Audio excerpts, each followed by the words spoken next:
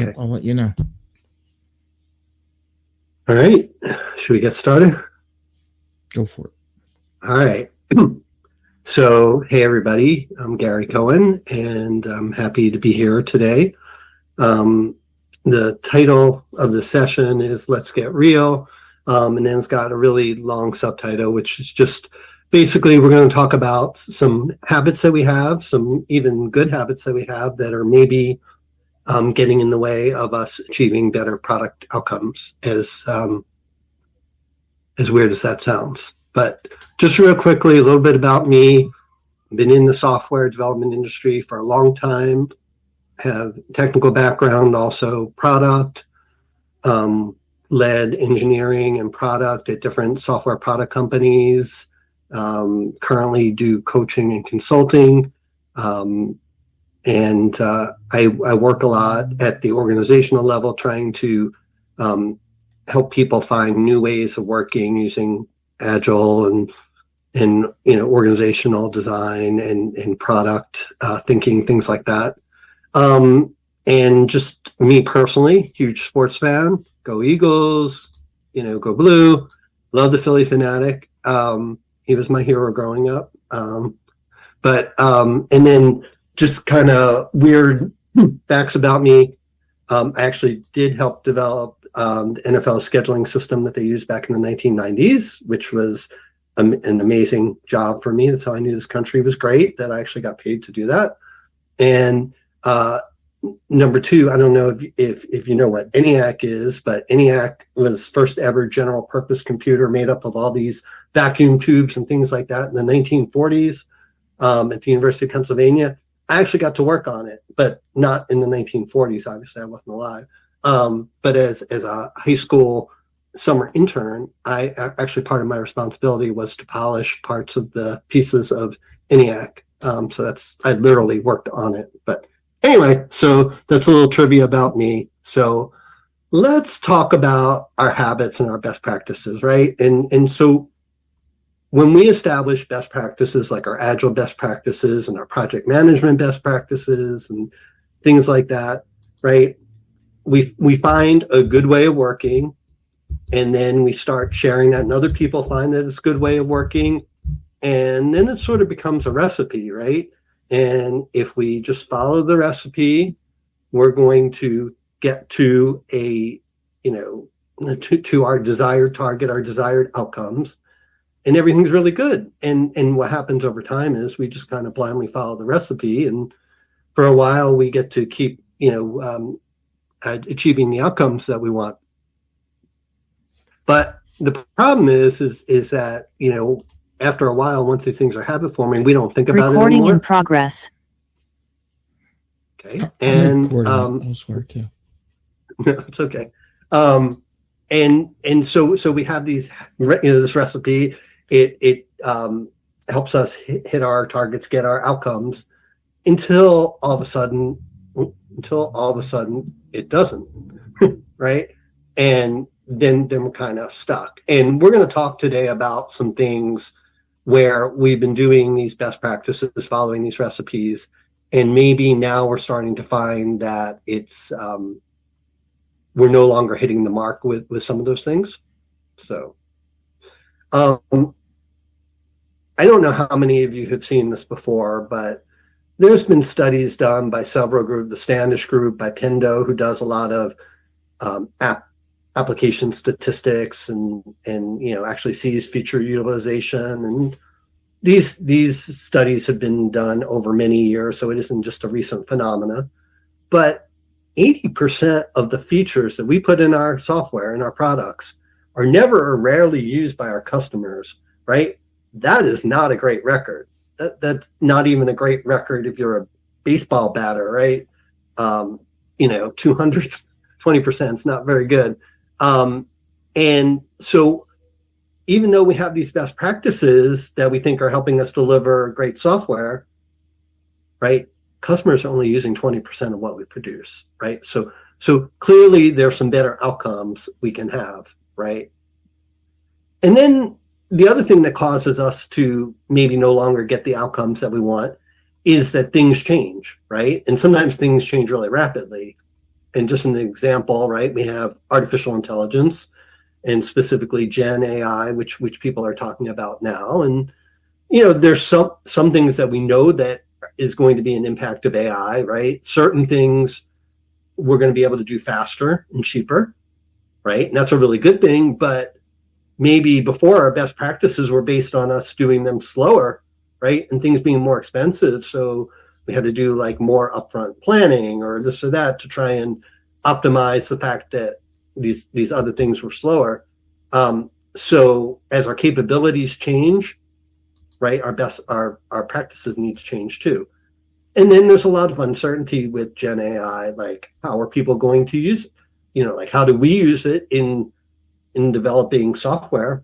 How will our customers use it, right? Because if our customers are using it to do certain things, then we have to modify our products to meet their needs, right? Because maybe because of AI, some of these things are no longer their needs.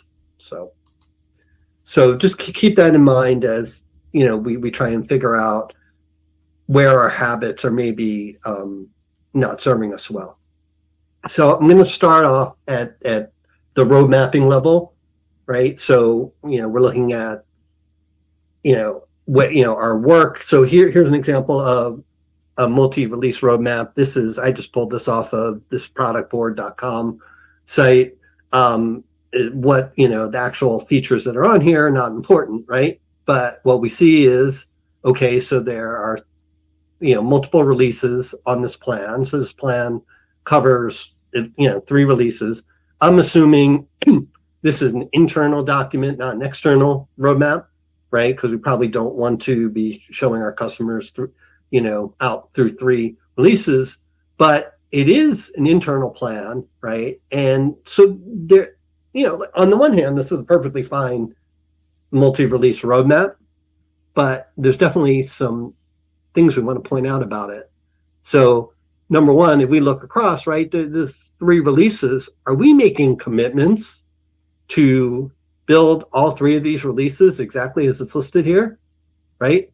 If we are, then first of all, we're not going to be very agile. And number 2, we're going like all in on this and, have no ability to react to changes in the marketplace. So that's like one concern here. Actually, one good thing about this is I don't see any timelines on here. So that's positive, right?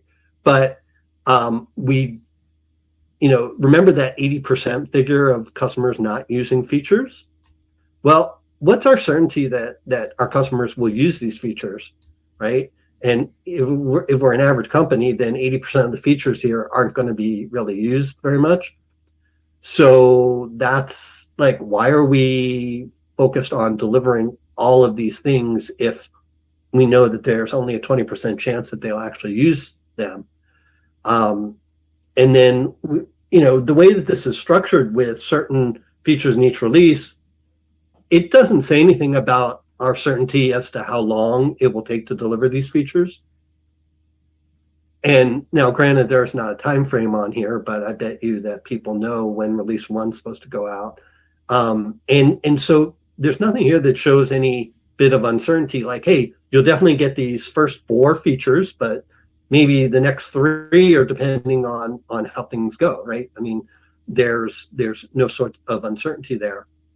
And then you see straight work for 3 releases, right? There is like no space for saying, you know what, we got some feedback and we want to do a deeper Dropbox integration, that we started in release 1. There's no place to do that because otherwise we're pushing other stuff out.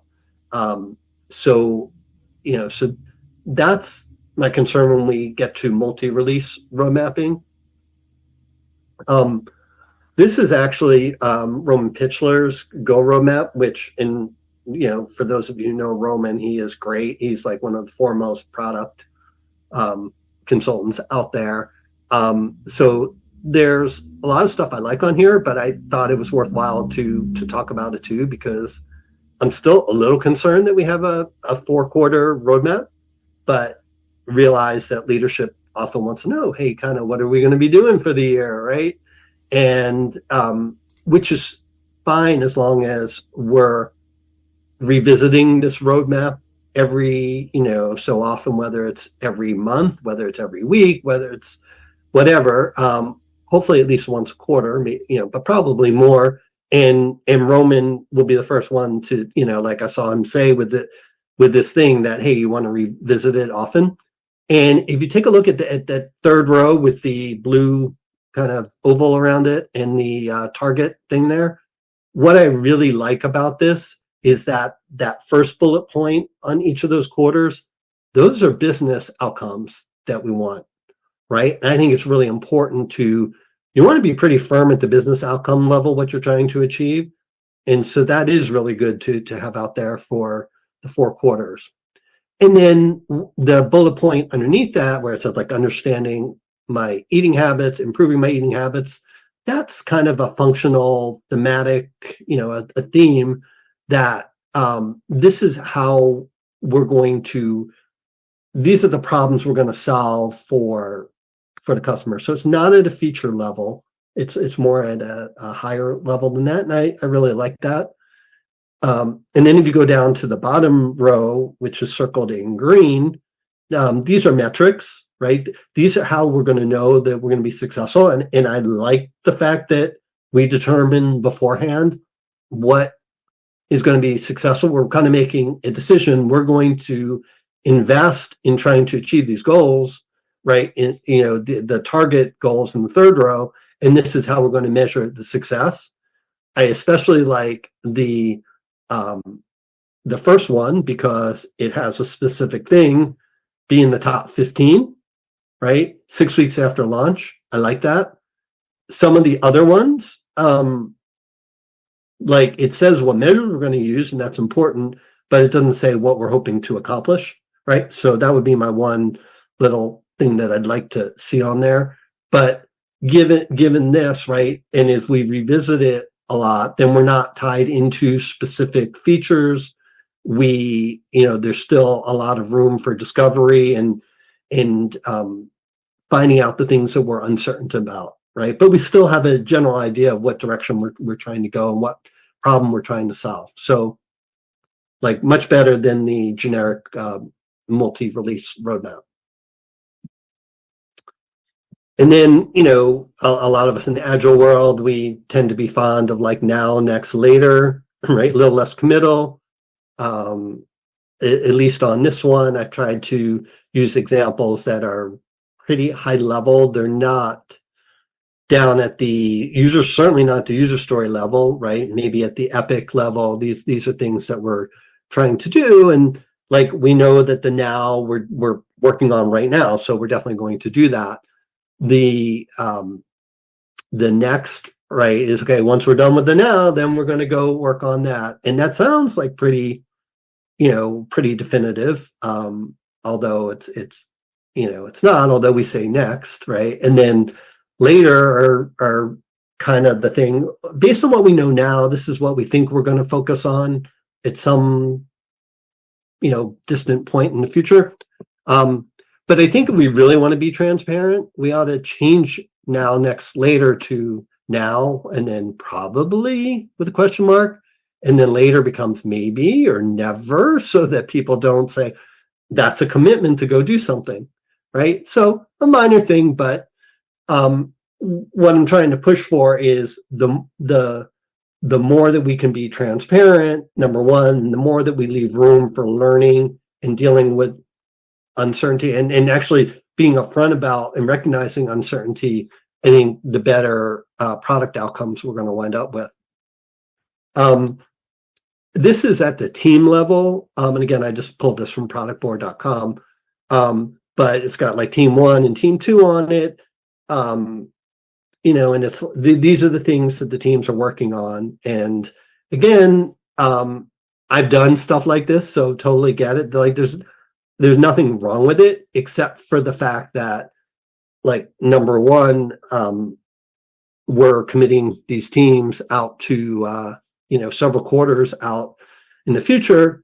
Now, if you tell me we revisit this every sprint, right, and potentially change things, then I don't have as much of a problem with it, right? Because we're learning new information and we can change things. But as soon as somebody, even if it's internal, as soon as like the CEO or the chief revenue officer or somebody, as soon as they see this and take that as a commitment, right, then all of a sudden it's a problem.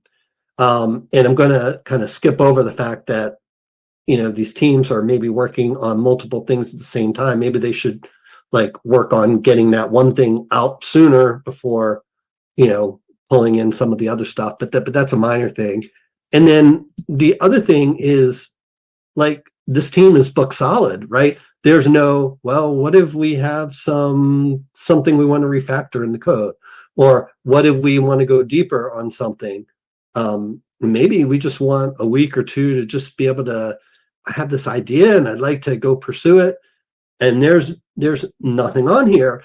And even if we kind of say, oh, you know what, you can go do that, there's something kind of organizationally by not leaving any spaces on here, right? It's kind of saying, even if it's implicit, like anytime that you're not making progress on this, right, you're not doing your job, right? And that's not what we want, but that's when our roadmaps book the team solid out through whenever. That's some of the message that we're sending. Okay, so let's kind of take a look at this in terms of what makes a better roadmap, right? What are the factors behind it? And so the biggest thing to me is, how often do we revise it? I can take any of those roadmaps that we talked about, and if you tell me that we're going to look at it every week and potentially revise it, and that that people know that we're going to revise it, so it's not a commitment, then I think that makes for a more powerful roadmap to reflect the uncertainty that there is in product development, right? In creating features and products that our customers will actually use. There's a lot of learning we need to do. And we shouldn't, like when we put out a solid roadmap and say, this is our plan and this is it, right? We're kind of saying we know exactly what we're doing, and that's not the way to create great products. And that kind of gets to the second point. When there was nothing on any of those roadmaps which kind of represented our uncertainty. The one I liked the best, which was Roman's, roadmap, goal-oriented roadmap, because it was at the goal and the outcome level. And there shouldn't be a lot of uncertainty at the goal and the outcome level, but how we get there, right? And how we solve customers' problems or needs, right, that they're willing to pay us for, and how to do that in a way that's valuable to them and is feasible. That's all. And like how quickly we can do that, that's all uncertainty. And we're not representing that on those roadmaps that we saw. We also talked about how there's no space in there for pivoting, adapting, or stopping. And I think by actually putting that on there, that would send a pretty powerful message to teams. They might be more encouraged to do that.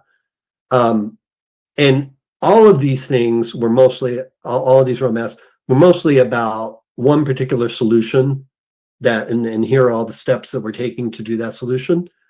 We don't even kind of show, like, hey, there might be multiple ways to do this, right? That's part of the uncertainty. Which features should we do? Which features should we not?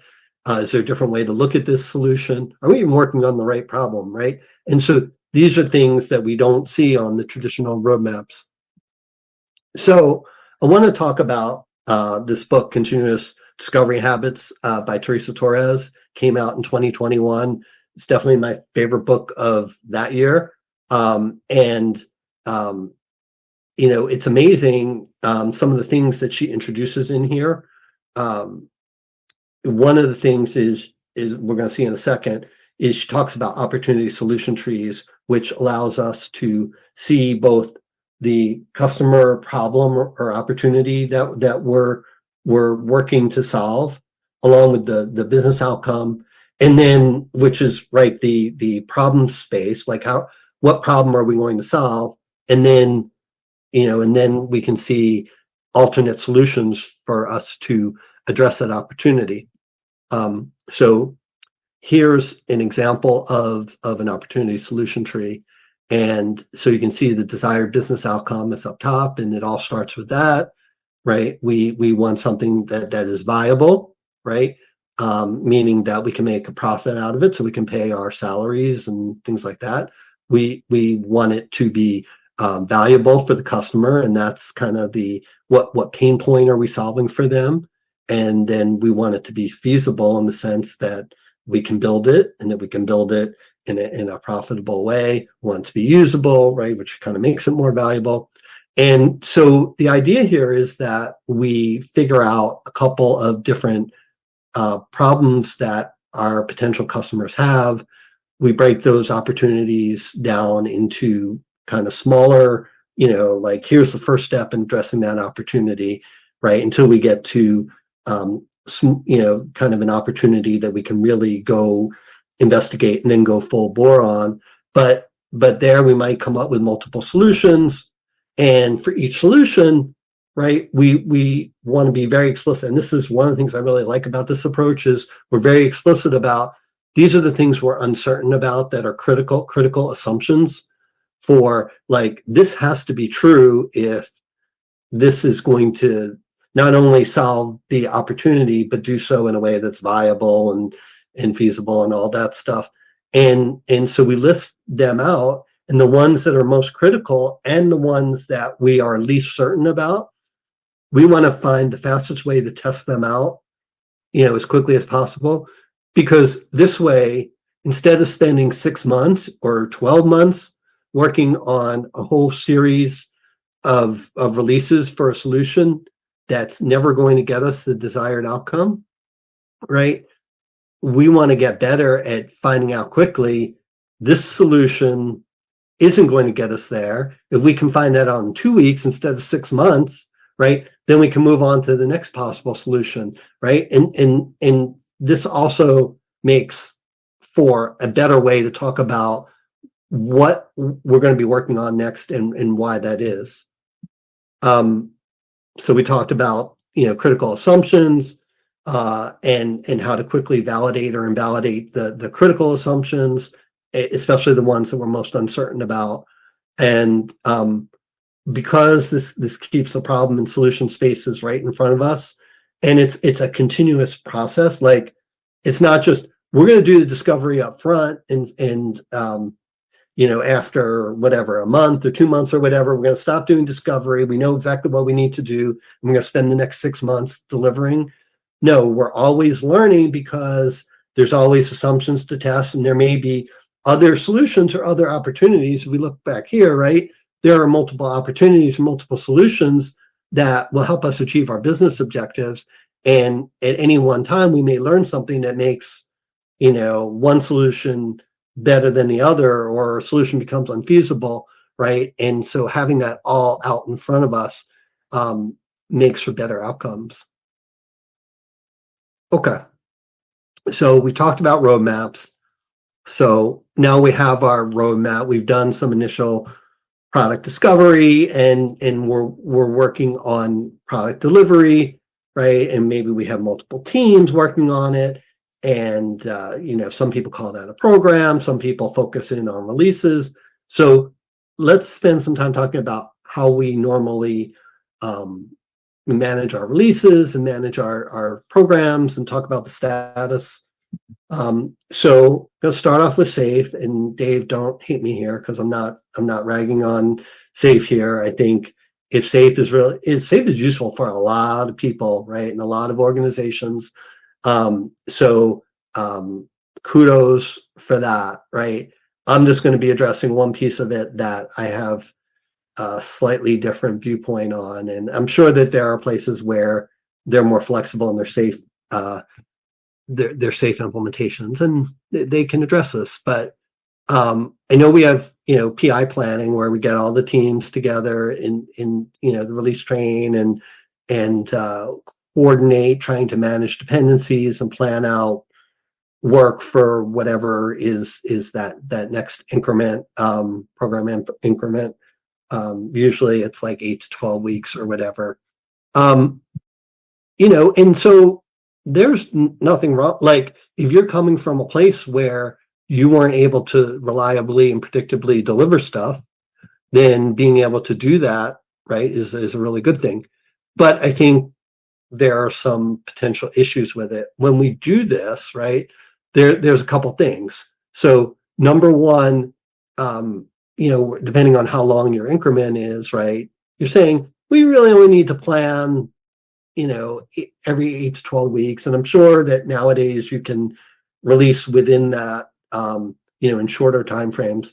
But certainly from a planning perspective, that's a long increment for planning.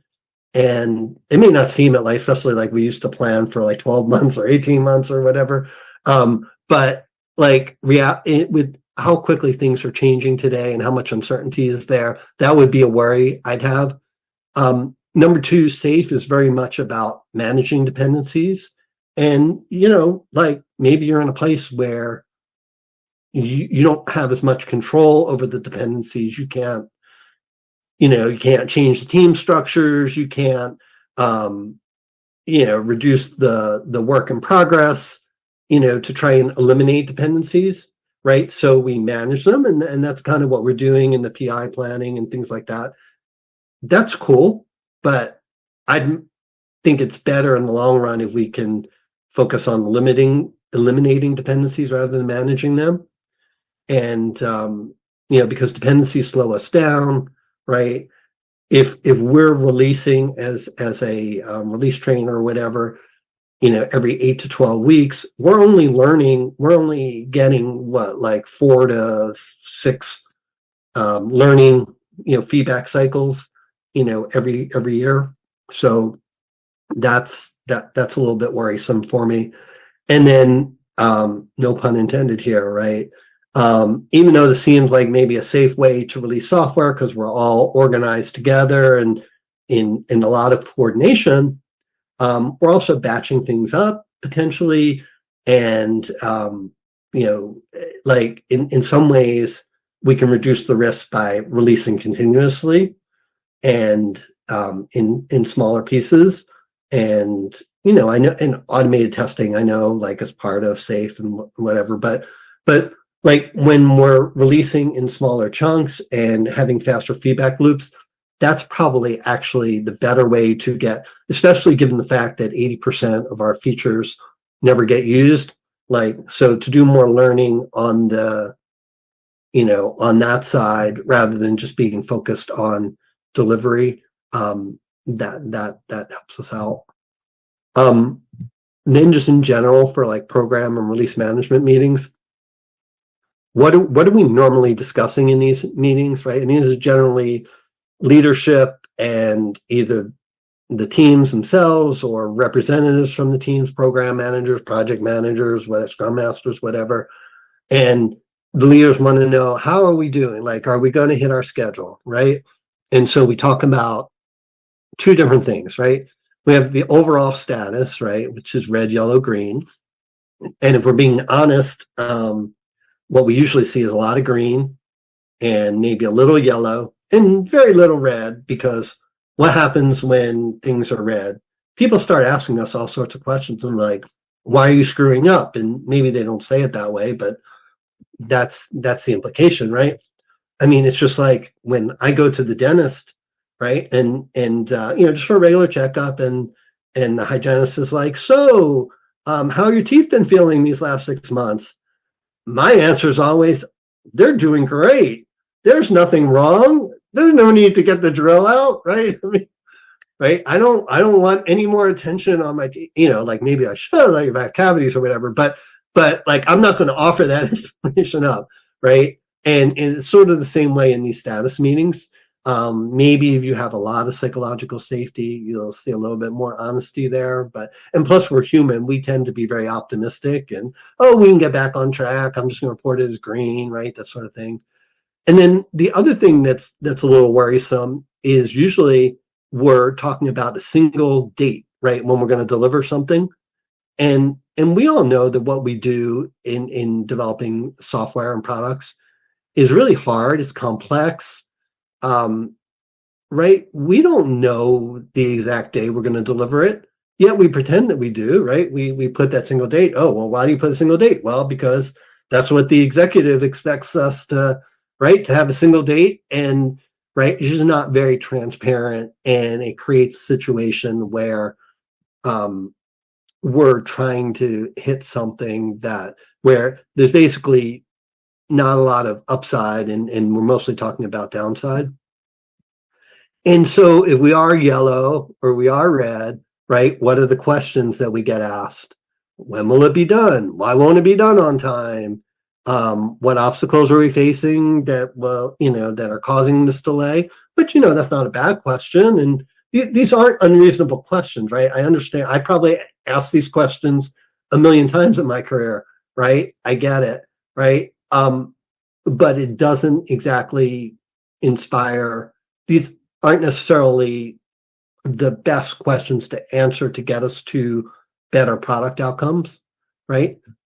Because what happens is when we make it an inquisition, and when people are afraid to tell the truth, we wind up with watermelon projects, right? And watermelon projects are ones that have green status on the outside, but are really in trouble. They're red on the inside, right? And so let's think about that, right? What are the kind of the lies that are going on here, right? We talked about the fact that we don't know the exact day that we'll complete a release or feature, right? At the beginning, we might have a wide range, and then it kind of gets smaller, right? That cone of uncertainty, but we never talk about that.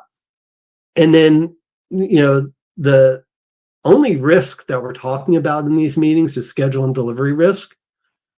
And those are real risks, right? And like, they're important, but like, the thing that would be bothering me as a leader is I'm investing all this money. And even when we get really good at delivering stuff and knowing when we're going to deliver it, if people are using it only 20% of the time, right, and the other 80% of the time we just wasted a lot of money, like, shouldn't we be talking something about that as well? Like, and are we learning anything about that as we go along? People are not very honest in their assessments. And, I think there are more important questions we should be talking about. And I just want to stop for a second and focus on this. And I put it in neon yellow, I guess, because I wanted people to pay attention to this. But so in this meeting, we're only focused on schedule and delivery risk, which we talk about isn't even the most important risk. But to make matters worse, we're not even getting good information on this risk, right? Because people are hiding it, right? And so it's a big, colossal waste of time, really. So, like, if we think about some of the things, some of the uncertainty that we're not talking about, the things that are highlighted in blue are things we generally don't talk about. Are we still working on the most meaningful problem? Are these features going to be useful? Things like that. And so we could ask different questions, like if we're leaders in these meetings. So what have we learned since the last meeting, right? Have we learned something new? Like, if we had a bunch of uncertainty, a bunch of assumptions we're trying to validate or invalidate, what have we learned, right? I think that's important. And based off of what we learned, what decisions have we made? Are we going to continue on this target? Are we going to pivot a little bit? We're going to do more of this, less of that? Or, are we going to stop doing this because there's no way we're going to hit our target, right? And those are learning questions. Those aren't like inquisitions. Those aren't, like, why aren't you hitting the schedule, right? Which make people feel bad. This is like, what have you learned and what decisions have you made? So it creates better conversations, more honest two-way conversations. And it's talking about the things that will actually get us to better business outcomes and better product outcomes. And again, like, we talked about these opportunity solution trees, but what if we showed this at the meeting, right? And then we could talk about, we did these 2 experiments, or, we were able to find out that this assumption we feel much more comfortable about. So we're going to move forward on that. And then we could use that in conjunction with, like one of the other roadmaps that we saw earlier, then like I think we're talking about the right decisions and the right uncertainty that's out there. This is just like a very tactical, like if you are working on a release and you have epics that you're working on, and this is a way that you can kind of help people understand kind of where we are on the journey, like whether you use story points, whether you use something else. It's like, all right, we've done about half of what we think, we've delivered half of the things that we think are important to allow customers to select automobiles online or whatever, right? And here's the next part of that we're going to focus on. And if we've changed anything, let's call that out. Let's say, hey, we decided to cut this or do more of this or speed this up or put more resources on this, right? And it's not perfect, and like even the story points delivered puts a certainty there that's probably unwarranted, but it does show like, hey, are we nearing the end of what we think we need to do here, or do we still have a lot that we need to work on? And it kind of talks about why we're choosing to focus on whatever we're focusing on next. So it's not a bad way to talk about the delivery side of things. And in general, like the planning is good. Like planning's good, but plans are often not good, the actual plans, but the process of planning is good. But if our plans assume that we know exactly what we need to do and things aren't going to change, that doesn't fit real well into the world we live in, and doesn't fit well into product development. So ideally we'd revisit our plans very often, right? And not hold on to the plans like this is like carved in stone tablets, like this is how we shall spend the next 6 months. And I think we can do better than what we've been doing with our traditional planning. Right. And if you take a look at the whole planning spectrum, you can do really complex 5-year plans, or you could do, it's not really no planning, but it's ad hoc planning, right? Which is, okay, we woke up this morning, right? We are where we are. What do we want to do today, right? And just that level of planning. And you probably want to be somewhere in between those two extremes, but where you want to be like really depends on the way that you can vary your plan is how long is your plan covering, how much time do you spend on the plan. If you spend 10 minutes every week on a plan, that's a lot different than spending 2 days every quarter working on it. How often do we revisit it? Right. And a lot of it depends on how much uncertainty there actually is. And we could debate about how much uncertainty there is in what we're doing in your particular organization, your particular environment. But I feel pretty comfortable saying that whatever the uncertainty level is, we're probably under recognizing it in the way that we do planning. Okay. And finally, so we've gone from the big roadmaps, and then we kind of gone down to the release level, and now I'm going to go to the individual sprint planning level. And first, this is a little Gen AI interlude here where I asked ChatGPT to create a cartoon image of a sprint board for me. And the first one in the top left is what it came up with. And I said, okay, cool, but can you kind of redo the drawing, but only have 3 columns, right? And not repeat, to do in progress and done. I thought I was being pretty specific, but then I got the next one over to the right, and it's a little bit better. It's 4 instead of 6. And I tried again, and I got the one below that on the right. And then finally I got the one on the left, and then I just gave up because it's like, All right, we won't use sprint boards here, but when we do sprint planning, right, we are pulling user stories onto sprint board. But first, we're supposed to work, product owner and the team to come up with sprint goal. And I'm kind of curious, like, I don't know how many people actually use sprint goals. They should, but then there's is your sprint goal to finish all the user stories you pull in? Right? Or is it something higher level, like we want to reduce the number of clicks that the customer needs to do, something like that. And which has primacy? Like when we evaluate the success of the sprint, are we looking, did we hit the outcome of the sprint goal, or is it how many user stories did we get done, right? And I used to be in the user story camp, but I've now come over to the sprint goal camp. And so we're pulling stuff from the product backlog into the sprint board, and and there's a lot of good things about the sprint or the product backlog, right? It's very dynamic. We can reprioritize it all, and it's prioritized. We can take the top of it, right? Is the most important thing for us to work on. But it also has some shortcomings, mostly that it's linear. It only has one top, right? And so it's like, there's no alternate path through here. Yes, I can change stuff around, but it's one-dimensional, so to speak.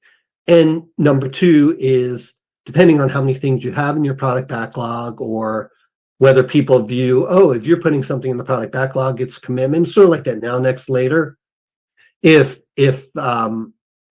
you keep putting stuff on product backlog and it keeps getting bigger and bigger, you're not being very transparent, because that stuff's not getting done ever, right? But so, like, we get to the end of the sprint, how do we know that we've been successful? What things are we measuring or looking at, right? How many people look at velocity? I mean, I think a lot of people have historically looked at velocity. If you're an individual team looking at your own velocity, maybe that's okay.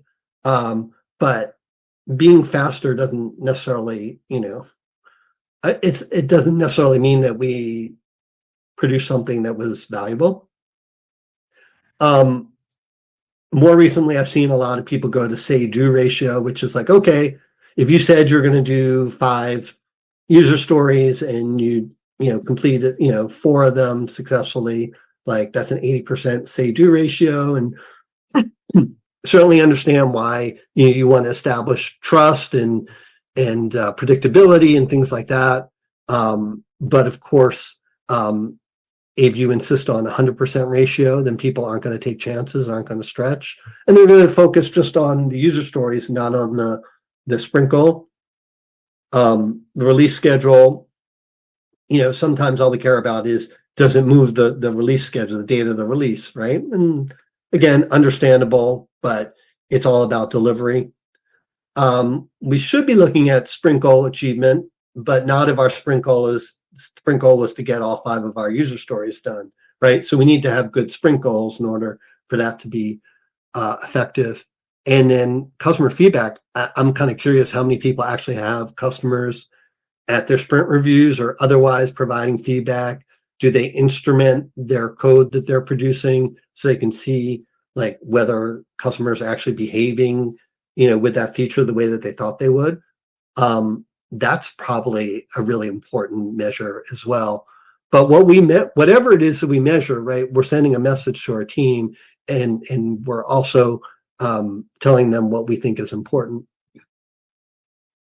And so, quick question. So if your team, if you were a leader in your organization, if a Scrum team uncovered something in their current sprint that because of that makes the solution that everybody was working on much less feasible, right? What would the reaction be at your organization?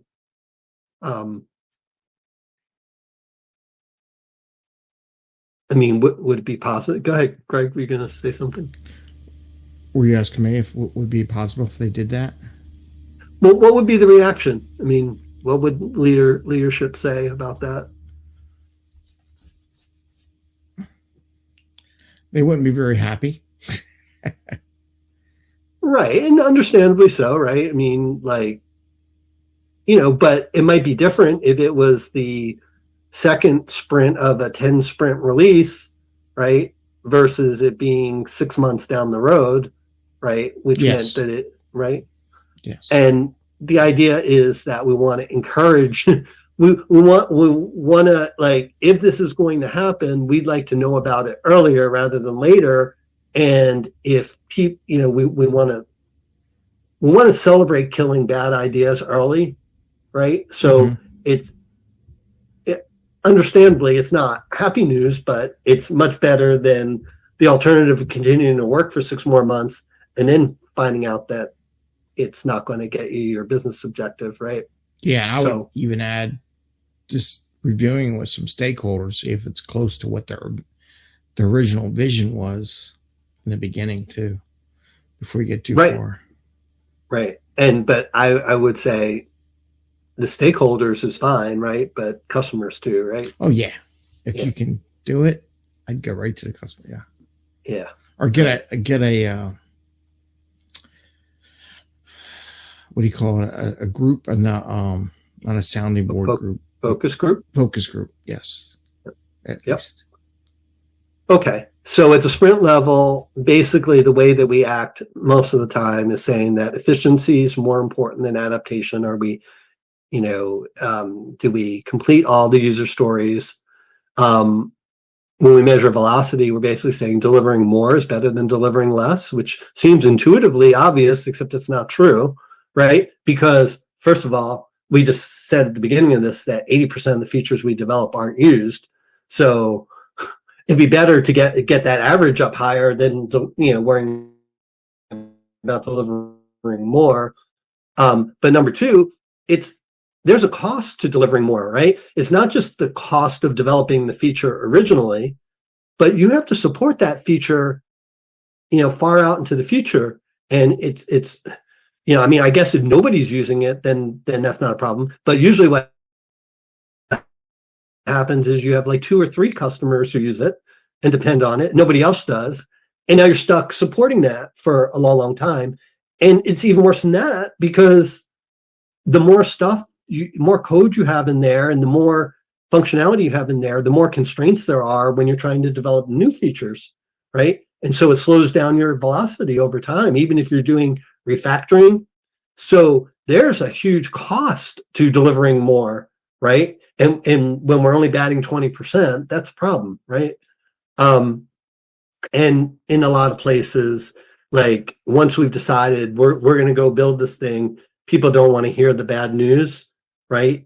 But we should actually want them to bring up the bad news as early as possible and figure out ways to find stuff like that out early so that we don't waste lots of money on things that aren't going to get us to our business outcomes. And this is something that I pulled from Martin Dalmein's recent newsletter. And for those of you who don't know Martin, he's a very well-known coach. He tends to focus on the product side, but also on the Scrum side. And in this newsletter, there were a couple of things he said that really resonated with me. So he talks about our plans becoming an anchor that makes it challenging to respond to reality as it unfolds. Basically, he's saying our plans aren't very good, and the more time that we spend putting a plan together, the less likely we are willing to change that plan, right? And it's just, okay, well, we did all our analysis and we spent a lot of time doing this, so we're going to make this plan work no matter what, right? And that's not really, we work in an uncertain world and doing uncertain things, and we have to learn by doing and then adapt to that. So he talks about, beginning with humble plans, right? And I always like to talk about humble recognition of what we don't know. And so I really like that humble plans. And he wrote a whole book on sprint goals, which we'll talk about in a second. But, like for him, it's not about planning less. It's about planning more when you know more, which means we need to plan more often. This is his book, right? Best book I read last year. highly recommend it. Whether you're a product person, whether you're a developer, Scrum team person, Scrum Master, project manager, program manager, great way of looking at sprint goals and de-emphasizing this need to get more user stories done. So I thought it was a very thoughtful and insightful book. But building on top of what he said, right? I mean, we know that the cheaper it is to do something, the more often you're likely to do it. That's just simple economics, right? And so what if we made planning easier? We did more lightweight planning that we could do more often, and it was less time consuming. And just as a quick example, I'm dating myself, but back in the old days, if we were driving from Philly to Miami, right? We'd go to the AAA store or whatever, and they'd pull out all these maps and stitch them together and highlight the route and whatever. And it was a big pain. I don't even know if it cost money or not, other than the AAA membership, but like it was a big hassle. You would only do that like if you were going someplace really that you had no idea of, because the cost of navigation was really high, right? These days, right, we have the maps and the navigation in our phones, like for Google Maps or Apple Maps or whatever you use. We use it on our normal trips that we take every day, because now we get updated traffic data and we can know, oh, wait, the highway's jammed, so you should go this way instead of that way, right? Because it doesn't cost us anything. It's really easy. So we're doing our planning, our navigation much more. And, it's similar. That's what we should be doing with our planning, with our software development efforts. Just real quickly, here's another Quentin Quartel has developed this fast agile scaling technology. Not going to go into any detail, but basically it's a way of taking a bunch of agile teams, or excuse me, a bunch of people working on delivery of stuff and dynamically planning every couple of days, and they can dynamically reteam and things like that. There's definitely some pros and cons behind it, but I think it's an interesting concept of, right, and it's very much at the plan lightly but very often. And it's also depicted as a tree, right? And as they figure out new stuff that they need to do, they add it on as a tree. And really, that leads to, right, we saw the opportunity solution trees, we saw these discovery trees, right? Is there something about a tree structure that might be better for us to use, given all the uncertainty and the different paths that we can take? So I'm going to leave that question with you. Basically, if you take any one of these things away after this talk, then I'll be happy that you got something out of it, right? There's a lot of uncertainty, right? Let's start to represent that in how we do things. That's probably the biggest thing, and trying to make space for learning and adaptation as part of how we do roadmaps, how we do release management, and how we manage our sprints. So that's what I have. If you want to dig deeper into it or whatever, you can always use the QR codes or whatever. The top one's my LinkedIn, and the bottom one is my newsletter if you're interested in that on LinkedIn. But I did a lot of talking. I don't know, were there any questions? Do people have questions now? You can check, but I definitely like your newsletter. A lot of information in that one. Dave, do you have any questions? You're on. No, I don't have any questions. Okay. All right, then. I guess that's everyone. I don't see any comments in the social media world, but we'll see later on. And I guess that's it. Thanks, Gary, for sharing your information and your thoughts on that. I think that worked out pretty good. So, okay. Well, I want to wish you live viewers. Interesting. Okay. Well, thank you very much, Gary. And Thanks. we'll have you come back another time and talk more stuff. And definitely look forward to, I know you're going to be doing the PO Summit, right? Right. So we're going to hear your presentation on that. It's another opportunity. I think they're still free. You can sign up for free. Watch Gary live. So I highly recommend that. Yeah. So free will you just have to watch it live. That's all. You can't watch the recording.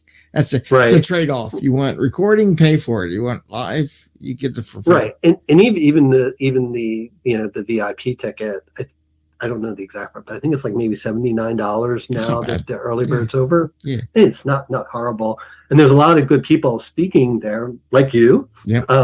Number one.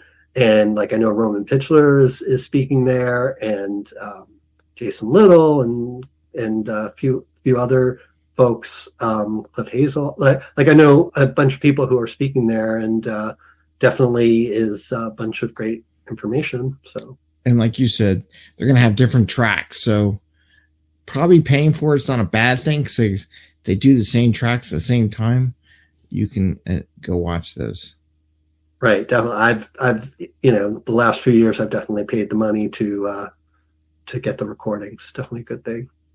Well, I finally got a Rob Jackson on LinkedIn. Thought it was very informative. So I'm assuming he could hear us. Rob, you could hear us on the LinkedIn version, correct? And there's going to be a delay, and then he'll respond. All right. So good. He said it was very informative. I'm assuming everything was good on the other side of the world. And with that, I want to say goodbye to everyone. And thanks for coming out. And he says, yes, the volume was good. Perfect. All right. Thanks, Gary. Cool. Yep. Thanks, Greg. Have a good evening. Thanks, Gary.